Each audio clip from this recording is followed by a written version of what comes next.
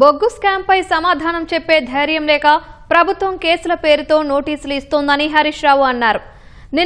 నేడు నాకు కేటీఆర్ నోటీసులు ఇచ్చారన్నారు. ఎన్ని నోటీసులు ఇచ్చినా 6 గ్యారంటీలు అమలు చేసేదాకా సీఎం రేవంత్ రెడ్డి వెంట పడుతూనే ఉంటామన్నారు. డైవర్షన్ టాక్టిక్స్ నిన్న నాకు సిట్ నోటీస్ ఇచ్చిండు. ఎందుకంటే కేటీఆర్ గారు ఒకవైపు గట్టిగా నిలదీస్తుండు, ఇంకొక వైపు నేను అడుగుతా ఉన్నా. సమాధానాలు లేవు.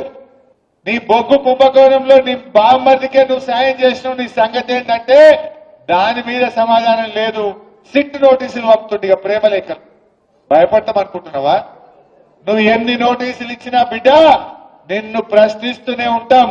మహాలక్ష్మి ఇచ్చేదాకా అడుగుతాం, రైతు రుణమాఫీ అయ్యేదాకా అడుగుతాం, పిల్లలకు ఎస్సీ ఎస్టీ బీసీలకు ఫీజు రియంబర్స్మెంట్ డబ్బులు ఇచ్చేదాకా రేవంత్ రెడ్డి వెంట పడుతూనే ఉంటాం. నువ్వు ఎన్ని నోటీసులు ఇచ్చినా, నువ్వు ఎన్ని అటెన్షన్ డైవర్షన్లు చేసినా నీ వెంటనే పడతాం. ఏందన్నట్టు మనం మున్సిపల్ ఎన్నికల్లో పనిచేసుకోవద్దు, ఇక ఈ సిట్ నోటీసులు ఇచ్చి దాని చుట్టే తిరగాలి.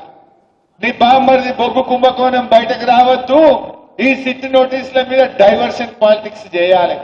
నడవ ఈ డ్రామాలు. జనంకి అన్ని అర్థమైపోయినాయి. నువ్వు ప్రజల్ని మోసం చేసినావు. పైసలు లేవని ఒక దిక్కంటాడు, ప్రత్యేక విమానాలల్లా విదేశాలు తిరుగుతున్నాడు, ఢిల్లీ తిరుగుతున్నాడు.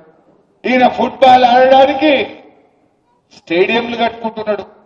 ఈయన ఫుట్బాల్ ఆడడానికి సింగరేణి నుంచి 10 కోట్ల రూపాయలు తెచ్చుకొని ఈయన ఫుట్బాల్ షోకులు నెరవేర్చుకుంటుండు. మొన్న 100 కోట్లు ఖర్చు పెట్టిండు ఫుట్బాల్ మీద. 100 కోట్లతో 10 స్కూళ్లు కట్టకపోదుమా? పైసలు లేవంటావు. నీ ఫుట్బాల్ కోసం 100 కోట్ల రూపాయలు ఖర్చు పెట్టవా రేవంత్ రెడ్డి?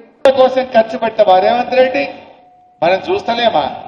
నిన్న మొన్న వాటాల పంచాయతీ పడి మంత్రులే ఇవాళ కొట్లాడుకుంటున్నారు. వాటాల కోసం రోడ్డు మీద పడతా ఉన్నారు. ఇవాళ అన్ని విషయాలు కూడా ప్రజలకు అర్థమైపోతా ఉన్నాయి.